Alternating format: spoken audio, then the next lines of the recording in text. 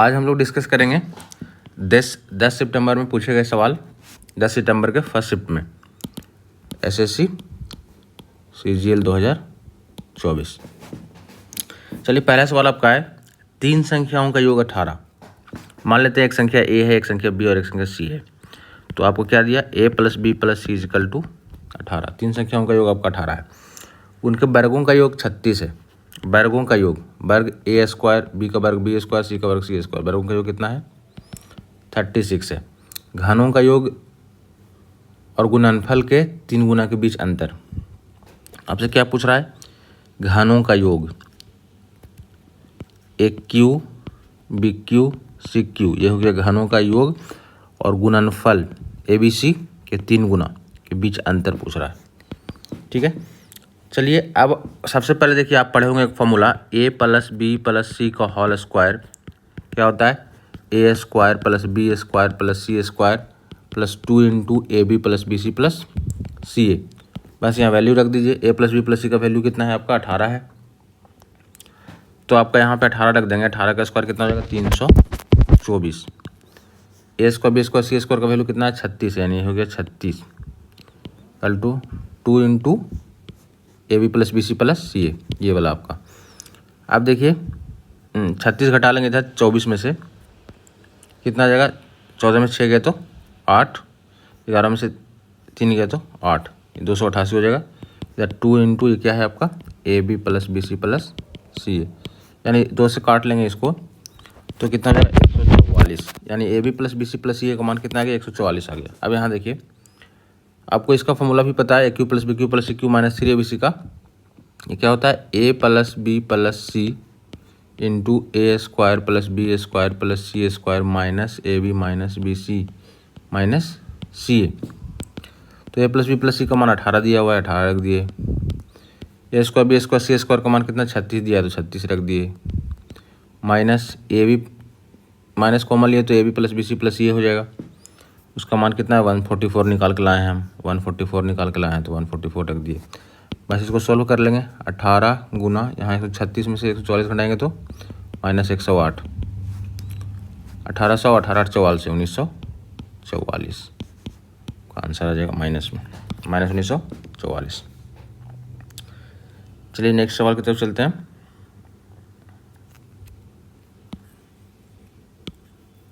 दो मित्र राम और रवि की आयु में 7 वर्ष का अंतर है। एक का नाम है क्या, राम, और एक का नाम है रवि। 7 वर्ष का डिफरेंस है। कहता है राम की माता माया देवी की आयु राम की आयु की 3 गुनी है। तो राम की आयु को अगर x मान लें तो उनकी माता की आयु कितना हो जाएगा, 3x। रवि की आयु अपने भाई सोहम की आयु की 4 गुनी है। तो रवि का आयु सोहम की आयु का 4 गुना है, यानी सोहम का आयु को मान लेते हैं यहाँ पे 22, सोहम की आयु को 22 मान लिया, तो रवि का आयु क्या हो जाएगा, 4 गुना, यानी 4 22 हो जाएगा।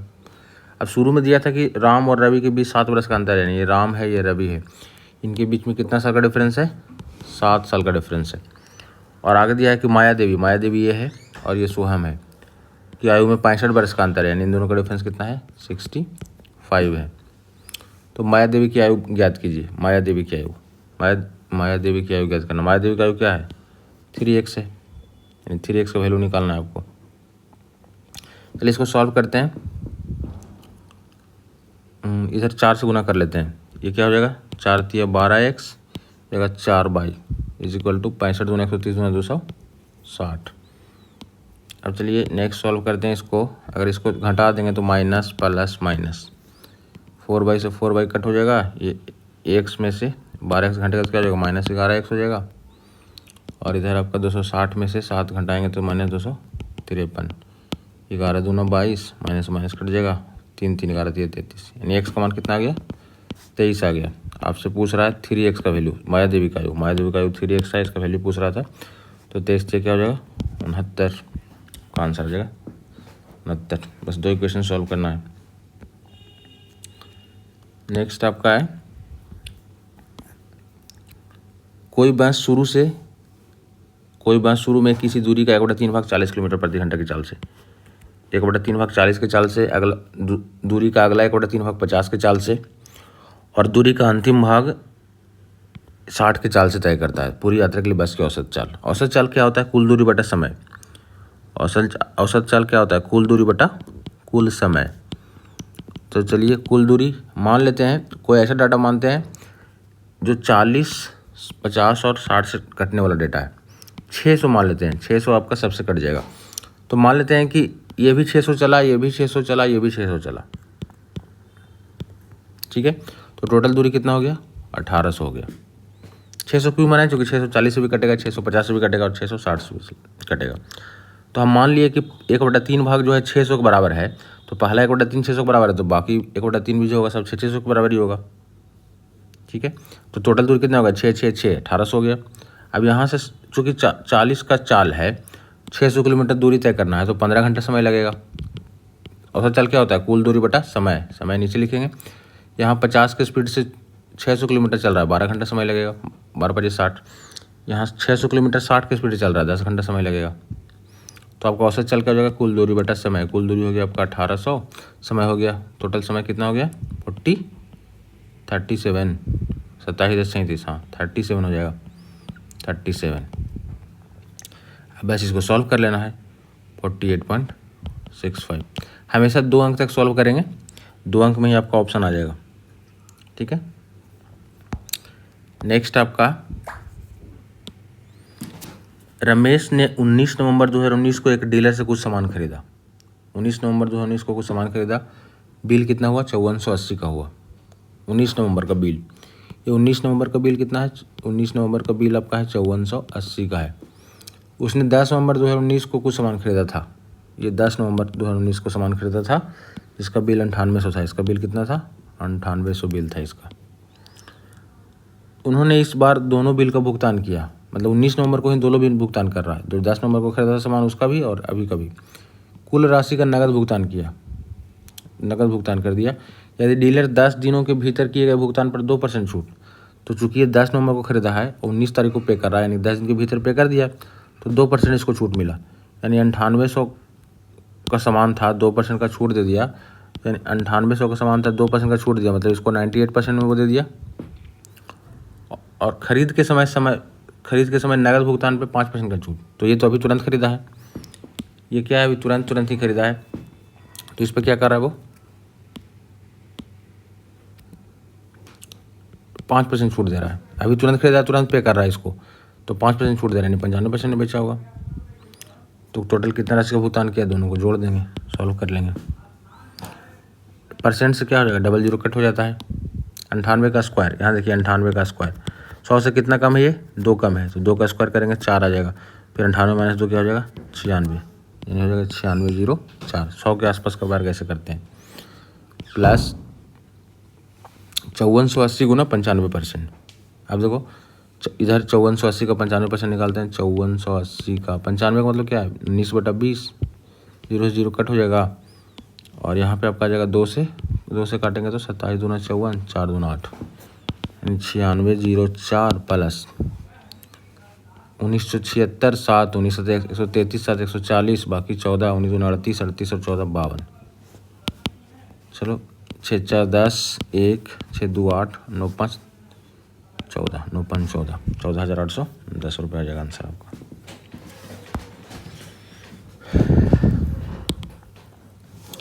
एक मनी बैग में क्रम से 1 रुपये 5 रुपये और 10 रुपये के सिक्के हैं।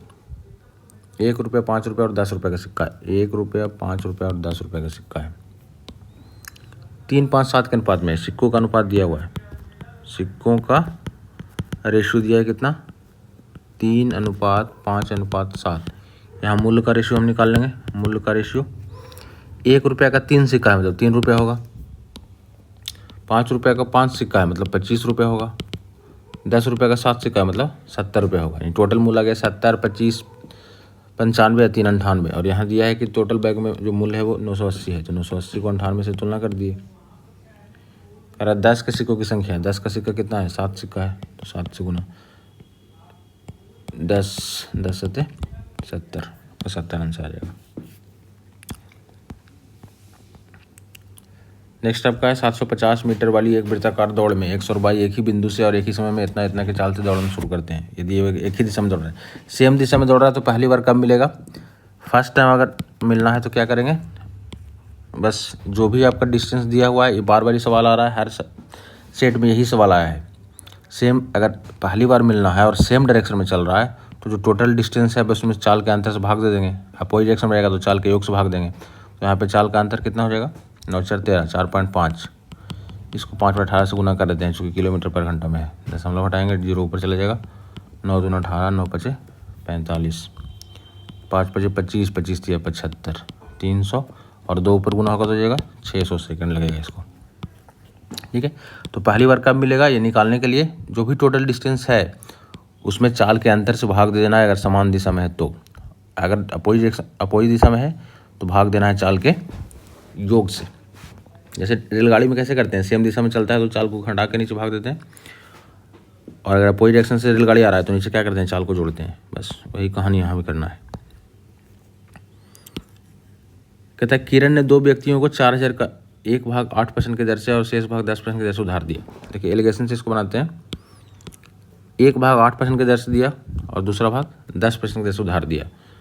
टोटल उसको 352 रुपये का ब्याज मिल गया। तो 352 रुपया ब्याज मिला कितना में, 4000 रुपये उसका था टोटल, 4000 में परसेंटेज के लिए 100 से गुना, यानी कितना परसेंट ब्याज मिल गया टोटल जो निकाल दिए।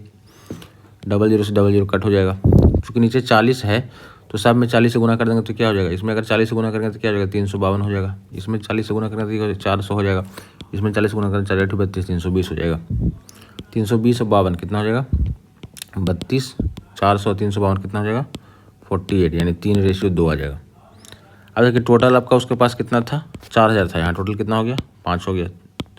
निकालना क्या है, 10% की दर से। तो 10% की दर से कितना दिया था वो, 2 दिया था, 2 से गुना कर दिए। 5 गुना 8 40, 8 दूना 1600। नेक्स्ट आपका है XYZ किसी तल पर 3 बिंदु है, XY, XZ, YZ और XZ 24 है। यहाँ देखिए अगर 2 छोटे वाला का सम, 2 छोटा वैल्यू के सम बड़ा वैल्यू के बराबर हो जाता है, मतलब तीनों क्या हो जाएगा, संरेख हो जाएगा। तीनों बिंदु संरेख हो जाएगा।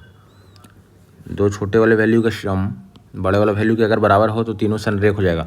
और जैसे ही संरेख होगा तो कोई भी वृत्त नहीं बनेगा, 3 बिंदु से कोई भी वृत्त नहीं गुजरेगा। अगर तीनों बिंदु संरेख है तो तीनों बिंदु से कोई भी वृत्त नहीं गुजरेगा। अगर संरेख नहीं है तब उससे 3 बिंदु से केवल और केवल एक वृत्त गुजरेगा। ठीक है, अगर 3 बिंदु दिया है और तीनों बिंदु संरेख है तो उससे कोई भी वृत्त नहीं गुजरेगा, यानी 0 वृत्त गुजरेगा। अगर तीनों बिंदु संरेख नहीं है तो उससे केवल और केवल एक वृत्त गुजरेगा। तो यहाँ पे केवल और केवल 0 वृत्त गुजरेगा क्योंकि संरेख है तीनों। संरेख कैसे पता करेंगे, अगर 2 छोटे वाला का सम बड़ा वाला के बराबर आ जाए, जैसे 13 11 24 हो रहा है, 24 के बराबर आ गया मतलब ये संरेख है। अगर बराबर नहीं आता मतलब संरेख नहीं होता। तो संरेख रहेगा तो 0, संरेख नहीं रहेगा तो 1। 3 पाइप PQR एक टंकी को क्रमशः 40, 80 और 120 में भर सकता है। 3 पाइप है PQR, कितना देर में भर सकता है, 40, 80 और 120 मिनट भर सकता है। 40, 80 और 120 मिनट भर सकता है। एलसीएम कितना आ जाएगा, 24, 240 आ जाएगा। तो यहाँ से एफिशिएंसी कितना आ जाएगा आपका, 4 6 40, 8 3 24, 12 दूना 24। अब कह रहा है सभी पाइप खोल दिए गए, फिर कहता है कितने मिनट के बाद Q और R को बंद करना चाहिए ताकि केवल आधे घंटे में टंकी भर जाए। आधा घंटा में टंकी भर जाए, कितना देर के बाद QR को बंद करना चाहिए। तो QR को बंद करने के बाद हो रहा है, मतलब P को शुरू से अंत तक चलना होगा, मतलब आधा घंटा तक चलना होगा, क्योंकि टंकी को आधा घंटा में भरने के बाद बोल रहा है। तो आधा घंटा में कितना भर दिया होगा, 30 मिनट में 6 के क्षमता से 180 भर दिया होगा। तो 240 में 180 भर देगा तो कितना बच जाएगा आपका, बच जाएगा आपका 60। अब 60 कौन भरा होगा, Q और R। तो 3 और 2 के क्षमता यानी 5 के क्षमता से 60 भर रहा होगा, मतलब 12 मिनट में भर दिया होगा। यानी 12 मिनट के बाद इसको क्या कर दिया गया होगा, बंद कर दिया गया होगा। नेक्स्ट आपका है निम्नलिखित में कौन सी 47 से विभाज्य 5 अंकों की सबसे बड़ी संख्या है। 5 अंकों की सबसे बड़ी संख्या क्या होता है, 5 9 1 2 3 4 5। बस इसको क्या करना है, 47 से भाग देना है, जो भी शेषफल आएगा उसको खाली घटा लेना इस नंबर में। तो भाग देंगे 47 दूना क्या आएगा, 94, 5 9 एक बार 47 2 1, फिर ये वाला उतारेंगे 9 9 47 दूना 94, 5 12 में से 9 गया तो 3, ये फिर 9 उतर जाएगा लास्ट, ये कितना हो जाएगा 50 7 350 7 आ जाएगा 7 7 49 और 7 4 28 4 32 0 3 30 सेसफल बच गया। अगर ये सेसफल नहीं बचता मतलब पूरा पूरा कट जाता।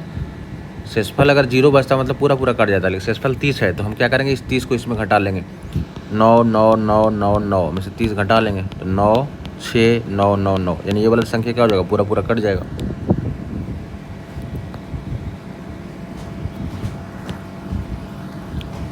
अठारह सेंटीमीटर और 12 सेंटीमीटर त्रिज्या वाले दो वृत्त एक दूसरे को बाह्य रूप से स्पर्श करते हैं। दो वृत्त है, एक वृत्त का त्रिज्या 18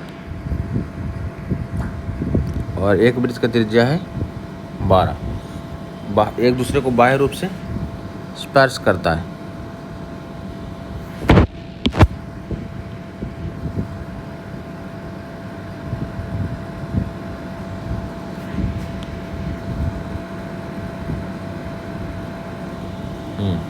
अठारह सेंटीमीटर त्रिज्या और 12 सेंटीमीटर त्रिज्या वाला वृत्त एक दूसरे को बाह्य रूप से स्पर्श करता है। एक का त्रिज्या है 18 और एक का त्रिज्या है आपका 12। सीधी उभयनिष्ठ स्पर्श रेखा, ये डायरेक्ट कॉमन टेंजेंट। पिछला सेट में भी पूछा था ये डायरेक्ट कॉमन टेंजेंट क्या होता है, √d² माइनस त्रिज्याओं के अंतर का स्क्वायर। अगर कभी ट्रांसवर्स कॉमन टेंजेंट पूछ दे तो ये क्या होता है, √d² माइनस त्रिज्याओं के योगफल का स्क्वायर। बस इतना ही अंतर है, ये प्लस और माइनस का फर्क है, यहाँ पे प्लस है यहाँ पे माइनस है बस। तो यहाँ देखिए हमको डायरेक्ट कॉमन टेंजेंट पूछ रहा है, तो डी मतलब क्या, केंद्रों के बीच का दूरी। तो ये वाला 18 है और ये वाला 12 है, तो केंद्रों के बीच का दूरी कितना हो जाएगा, 30 हो जाएगा। तो 30 का स्क्वायर माइनस त्रिज्याओं के अंतर का स्क्वायर, तो 18 12 का अंतर 6 होगा, 6 का स्क्वायर।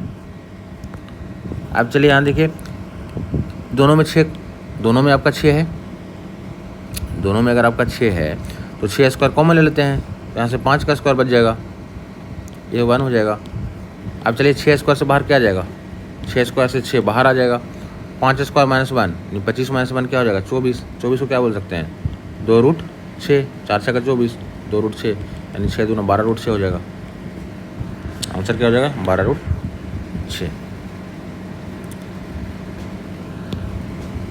नेक्स्ट आपका देखिए क्वेश्चन नंबर 12, a + 1/a बराबर 12 है, तो a² + 1/a² क्या होता है, a² माइनस 2, 140 माइनस 2 क्या हो जाएगा, 142।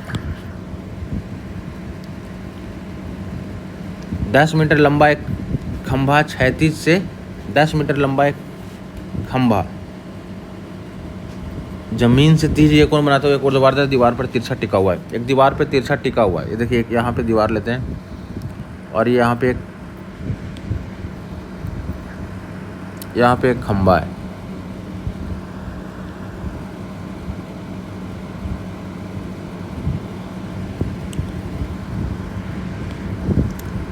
ये आपका दीवार है, दीवार ये भी दिया हुआ है और ये खंभा आपका है,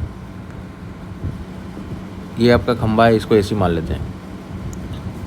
फिर देखिए 10 मीटर लंबा एक खंभा है, खंभा का लंबाई कितना दिया हुआ है, 10 दिया हुआ है। खंभे के पास से दीवार की दूरी, खंभे के आधार से दीवार की दूरी पूछ रहा है, यानी BC का वैल्यू पूछ रहा है आपसे। 30 डिग्री का कोण बना रहा है, यहाँ देखिए ज़मीन से कितना डिग्री कोण बना रहा है, ये 30 डिग्री का कोण बना रहा है। आपको पता है कि tan 30 का वैल्यू क्या होता है, 1/√3, तो 1√3 है तो 2 आ जाएगा। अब बस तुलना करना है, 10 को 2 से तुलना कर दीजिए, निकालना है आपका √3 का वैल्यू, तो √3 से गुना कर देंगे, 2 × 5 = 10, 5√3। समबाहु त्रिभुज की भुजा 28 सेंटीमीटर है। प्रत्येक शीर्ष को केंद्र मानकर, समबाहु त्रिभुज की भुजा 28 है, 28 है। प्रत्येक शीर्ष को केंद्र मानकर, एक सेकेंड,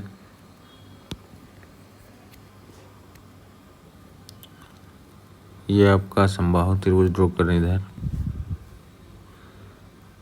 ये भुजा आपका 28 है। कहता है कि प्रत्येक शीर्ष को केंद्र मानकर त्रिभुज की भुजा की आधी लंबाई के बराबर त्रिज्या वाले एक वृत्त को चित्रित किया गया है। इसको सब शीर्ष को केंद्र मान करके आधा लंबाई मतलब 14 सेंटीमीटर का, यहाँ एक सर्किल ड्रॉ कर दिए आप, फिर यहाँ से भी आप एक सर्किल ड्रॉ कर दिए, फिर यहाँ से भी आप एक सर्किल ड्रॉ कर दिए, 14 सेंटीमीटर का, आधा लंबाई का। 28 से तो कितना हो जाएगा, 14 हो जाएगा। त्रिभुज के उस भाग का क्षेत्रफल बताइए जो वृत्त में शामिल नहीं है। तो वृत्त में शामिल कौन सा नहीं है, ये वाला भाग है। तो इसके लिए क्या करेंगे, इस समबाहु त्रिभुज के क्षेत्रफल में से ये तीनों त्रिज्यखंड का क्षेत्रफल घटा देंगे। तो समबाहु का क्षेत्रफल कितना हो जाएगा, √3/4 गुना भुजा स्क्वायर, यानी कि भुजा 28 है संभावित त्रिभुज का। इसमें से क्या करेंगे, तीनों त्रिज्यखंड, तो 3 त्रिज्यखंड मतलब तीनों कोण जोड़ के 180 आ जाएगा, 60 60 60 180। तो 180 मतलब क्या होता है, अर्धवृत्त होता है, यानी 3 त्रिज्यखंड मिला के एक अर्धवृत्त बन रहा है, तो अर्धवृत्त का क्षेत्रफल घटा देंगे, यानी πr²/2। r 14 क्यों लिए, चूँकि r क्या है 14 ही है। अब इसको सॉल्व कर लेंगे। चलिए इसको सॉल्व करते हैं। यहाँ पे पाई का मान 22/7 है, √3 का मान क्या दिया है 1.73 दिया हुआ है। चलिए √3 का मान क्या है 1.73 है, इंटू 2 28 यहाँ पे है, 4 से 1 28 काट लेंगे, 4 7 28, यहाँ पे आपका 28 28 2 बार है, तो 1 28 काट लेंगे, 4 7 28, 28 गुना 7 कितना हो जाएगा 8 7 56, 28 7 196 होता है। ठीक है, माइनस पाई का मान 22/7 है, पाई का मान यहाँ देखिए, यहाँ सॉल्व करते हैं, 22/7 गुना 14 गुना 14, अब बटा में कितना है 2 है, 2 7 14, एक कट जाएगा, 14 दूना 28 और 14 दूना 28 और 2 30, 308। अब इसको सॉल्व करना है। यहाँ देखिए, ये अगर ये 200 होता, इसको ऐसे लिख देते हैं आसान सॉल्यूशन के लिए, 200 - 4, तो 17 दूना कितना हो जाता है, 3 दूना 6 और 17 दूना 34, दशमलव से डबल 0 कट हो जाता। अगर इसको इससे गुना करेंगे तो 346 आ जाता। फिर इसको 4 से गुना करते हैं, तो 4 × 12 माइनस में 17 × 4 = 68 = 69 माइनस 308, यहाँ पे आपका पॉइंट हो जाएगा ये। तो 346 में से 308 घटाएंगे तो कितना आ जाएगा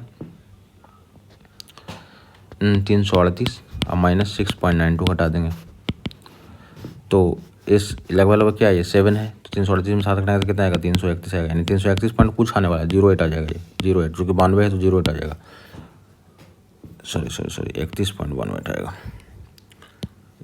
31.08 हो गया। ठीक है, तो ऐसे भी आप कैलकुलेट कर सकते हैं गुना नहीं करने की वजह। नेक्स्ट आपका है, किस मानदंड को लागू करने से दो त्रिभुजों को सर्वांग सिद्ध नहीं किया जाता है। कभी भी कौन से दो त्रिभुज सर्वांग सिद्ध नहीं होता है, कौन से केवल क्या होता है, दो त्रिभुज को समरूप बना सकते हैं।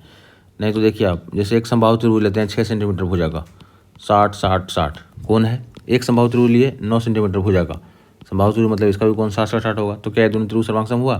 कौन तो हम तीनों बराबर कर दिए, लेकिन त्रिभुज सर्वांग नहीं हो पाया, क्योंकि भुजा क्या हो गया अलग अलग हो गया। सर्वांग में आपको पता है कि भुजा एग्जैक्ट सेम होना चाहिए, संगत भुजा क्या होना चाहिए, बराबर होना चाहिए। ठीक है, तो कौन से कभी भी दो त्रिभुज को सर्वांग सिद्ध नहीं किया जा सकता है, कभी नहीं। चलिए क्वेश्चन नंबर 17 पे आते हैं। 1 + tan² 2a cot² 2a। यहाँ देखिए 2 को हम क्या कर सकते हैं 1 + 1 लिख सकते हैं, तो 1 + tan² 2a का वैल्यू क्या हो जाएगा, 1 + tan का क्या होता है sec² बोलते हैं, और फिर से एक आपका बच गया, ये 1 + cot² क्या हो जाएगा cosec² हो जाएगा, cosec² हो जाएगा, बटम क्या हो जाएगा sec a × cosec a, sec a × cosec a, 2a को हम यही बोल के चल रहे हैं। अब देखिए sec² क्या बोल सकते हैं, sec² को क्या बोलते हैं 1/cos², 1/cos², ये है, और ये cos² क्या होगा 1/sin² हो जाएगा, तो 1/cos² होगा, डायरेक्ट लिखते हैं 1/cos² 1/sin², यानी एलसीएम हो जाएगा cos² 2a × sin² 2a, ऊपर क्या हो जाएगा sin² + cos², इसको लिखेंगे 1/cos² + 1/cosec², इसको चलिए यहाँ लिख देते हैं इसको लिख सकते हैं cos², इसको लिख सकते हैं 1/sin² लिख सकते हैं, तो एलसीएम लेंगे तो नीचे ये हो जाएगा, ये sin² ऊपर, इधर sin² ऐसे हो जाएगा, ये sin² लिख ही देते हैं, sin² प्लस क्या हो जाएगा cos² हो जाएगा। चलिए नीचे में क्या है sec 2a × cosec 2a, अब देखिए तो 1 हो जाएगा, ये ऊपर 1 हो गया, तो 1/cos² क्या बोलते हैं sec², 1/sin² क्या बोलते हैं cosec², यहाँ क्या है sec 2a × cosec 2a, तो एक cosec से एक cosec कट जाएगा, एक sec से एक sec कट जाएगा, आंसर क्या आएगा sec 2a × cosec 2a, sec 2a × cosec 2a इसका आंसर आएगा, sec 2a × कॉसेक 2a। इसको हम मान रख के भी बना सकते थे, लेकिन चूंकि इसका सारा ऑप्शन ही गलत दिया हुआ है, सब प्लस माइनस में दिया हुआ है, इसलिए हम मान रख के नहीं बनाए, इसको डिटेल में बताया आपको। इसका रियल आंसर क्या आएगा, सेक ए इंटू कॉसेक ए। ठीक है, सेक ए इंटू कॉसेक ए। यहाँ पे इंटू रहेगा तब आंसर करेक्ट हो पाएगा, माइनस दिया हो तो ये आंसर करेक्ट नहीं है, इसमें कोई भी आंसर करेक्ट नहीं है। चलिए नेक्स्ट आपका है टी जो है 0 से 90 के बीच में लेना है। पहला कह रहा है कि अगर कह रहा है, पहला ऑप्शन क्या दिया हुआ है, टी 45, तो sine T not equal to cos T. जब टी 45 होता है, कोण जब 45 है तो आपको पता है कि साइन कॉस बराबर होता है, क्योंकि दोनों का मान 1/√2 होता है। यहाँ पे बराबर नहीं कह रहा है, मतलब ये ऑप्शन करेक्ट इनकरेक्ट हो गया। टी लेस देन 45 तो 30 ले लेते हैं। लेस देन 45 मतलब 30 ले सकते हैं, तो 30 लेंगे तो साइन 30 का मान क्या होता है, 1/2। साइन 30 का मान 1/2 और कॉस 30 का मान क्या होता है, √3/2। तो क्या √3/2 ज़्यादा बड़ा है, यहाँ पे ये वाला ऑप्शन गलत हो गया। लेस देन 45 यहाँ भी बोल रहा है, तो ये क्या हो जाएगा 1/2 और ये √3/2। देखिए √3/2 ज़्यादा बड़ा है, यानी कि आपका यही वाला ऑप्शन करेक्ट है, ऑप्शन नंबर 3। बस वैल्यू रख के चेक कर लिए, 45 से छोटा।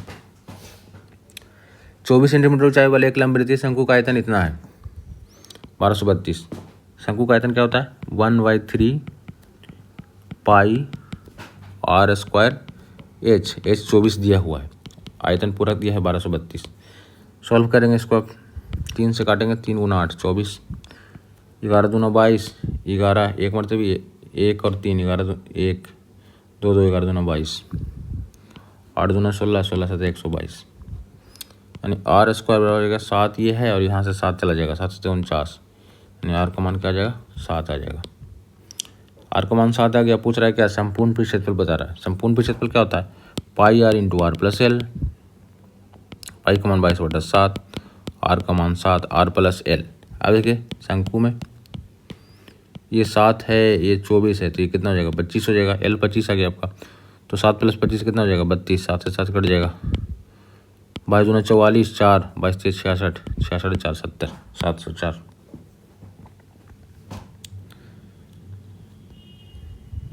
लगभग सारा सवाल आपका इजी ही पूछा है, 1-2 छोड़ करके।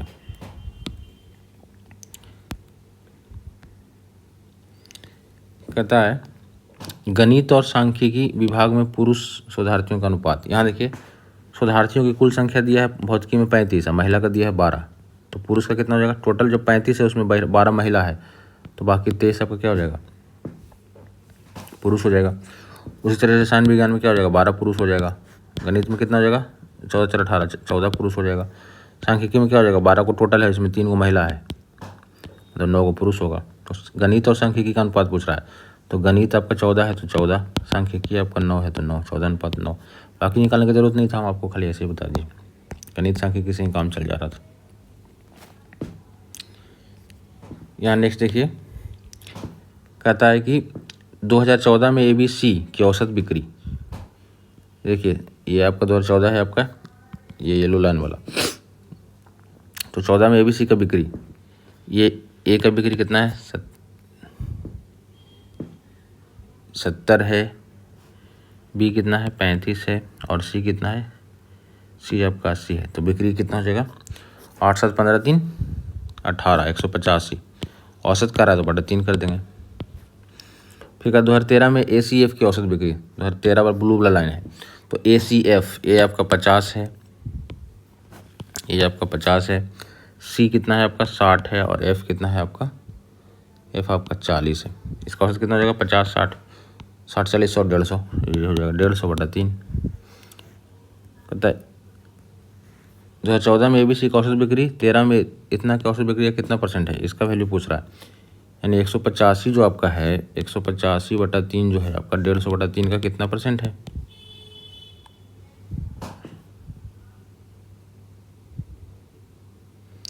तो 2014 में ABC की औसत बिक्री, 13 में ACF की औसत बिक्री का कितना % है।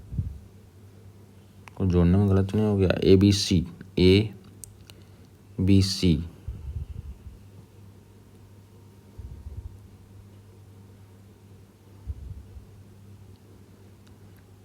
2014 में ABC की औसत बिक्री 13 में ACF की औसत बिक्री का कितना परसेंट है?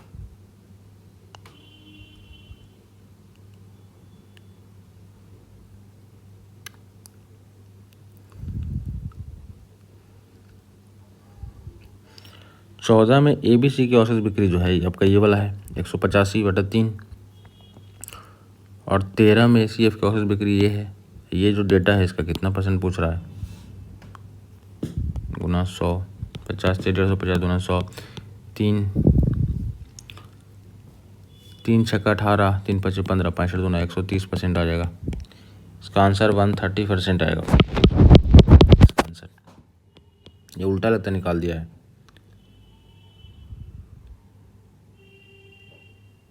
ये निकाल दिया, 13 को पहले रख दिया है। ACF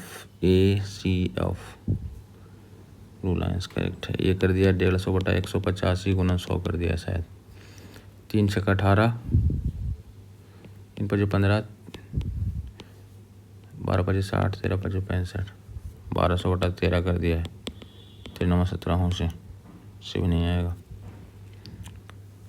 इस क्वेश्चन को ऑप्शन गलत दिया होगा सारा।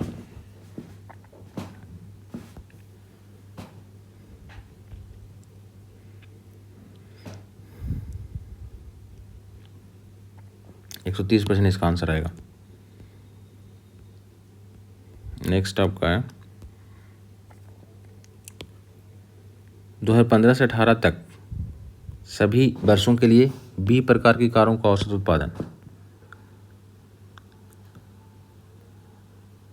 A प्रकार और C प्रकार की कारों के संयुक्त औसत उत्पादन से कितना कम है। यहाँ देखिए 15 से 18 तक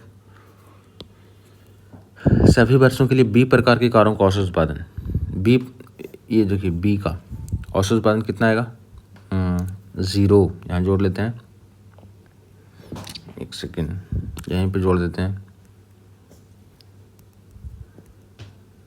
यहाँ जोड़ देते हैं 0, 8 5 13, 13 2 15, 15 4 19, बाकी 1, 7 6 13, 13 6 19, 19 5 24 1 25, 2590।